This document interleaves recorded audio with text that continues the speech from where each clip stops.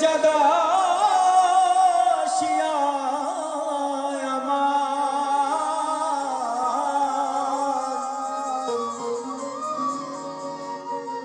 বাড়ি করে নেবে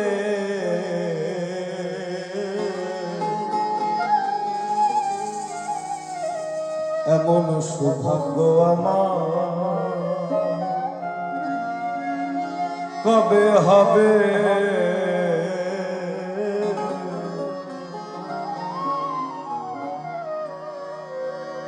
দয়াল চাঁদা শিয়ায় আমায়, দয়াল চাঁদা শিয়ায় আমায় পার করে নেবে এমন সৌভাগ্য আমার কবে হবে? এমন সৌভাগ্য আমার কবে হবে?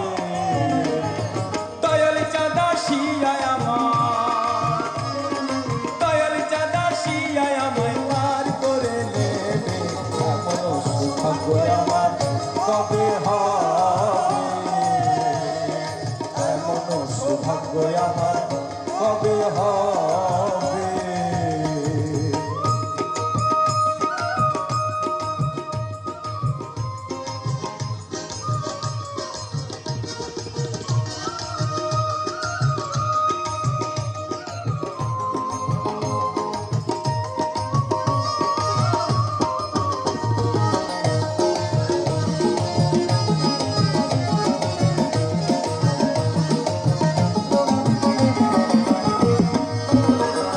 সাধনার বল আমার কিছুই না, কেমন এসে পারে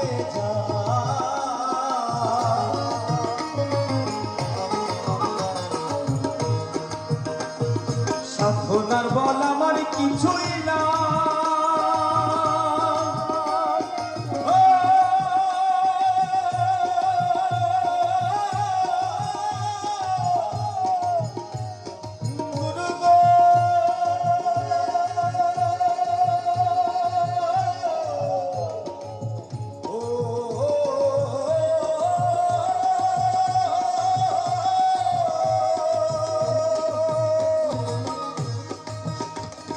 সাধনার বল আমার কিছুই নাই,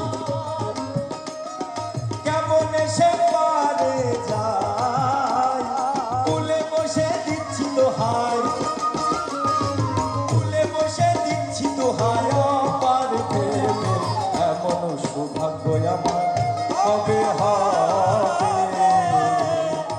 এমন সৌভাগ্য আমার কবে হবে?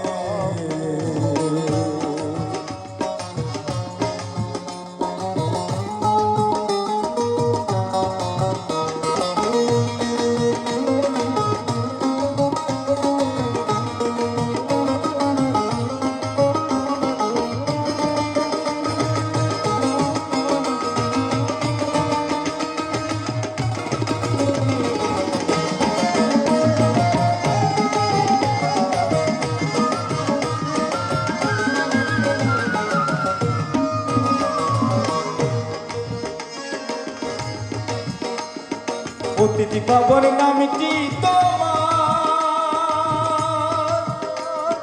তাই শুনে বলে হইব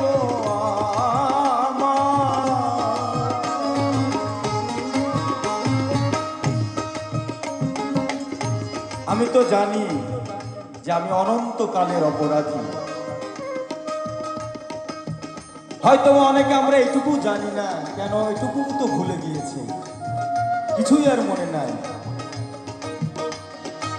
সংসারের দু একটি খাত না বলে তো আমরা বুঝতে পারি না যে আসলে আমার অবস্থা কেন এরকম। যে যখন বুঝতে পারে সংসার যাকে যখন ধাক্কায়, সেই ধাক্কা খেয়ে পাগলের মতো খুঁজে কি ব্যাপার, আমি কেন এরকম, সব কিছু তো ঠিক চলতেছে, কেন আমার বেলায় এরকম, আমার মনে কেন শান্তি নাই, কেন আমি যা চাই তা পাই না, কেন কি বিষয়? এরকম সংসার যখন আমাদেরকে ঝাঁকায়, তখন কি আমরা গুরুর কাছে যাই যে বাবা আমার কি দুঃখের কখনো অবসান হবে না? তার আগে তো আর হচ্ছে না।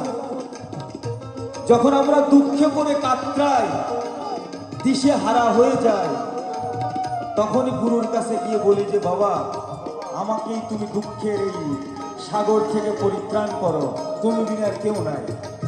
এই সংসার দেখলাম সবই ভোজবাজির প্রকার, অর্থের কাছে, স্বার্থের কাছে কেউ কাউকে আর চিনতে পারছে না। তাহলে আমি কিভাবে এই স্বার্থময় সম্পর্কের ঊর্ধ্বে উঠে সেই রুহুর জগতে প্রবেশ করব? এই পথ আমাকে কে দেখিয়ে দেবে? তুমি ছাড়া, গুরু ছাড়া এই পথ আর দেখানোর মতো আমাদের এতটুক বন্ধু এই জগতে আর নাই। বলছে প্রতিটি পাবনের নামে কি তোমার, তাই শুনে বলে হয় গো আমার। প্রতিটি পাবনের নাম কি তোমার,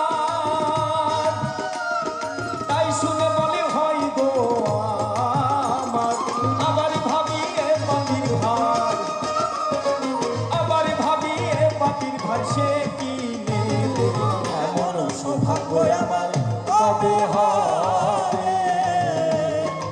এমন সৌভাগ্য আমার কবে হবে?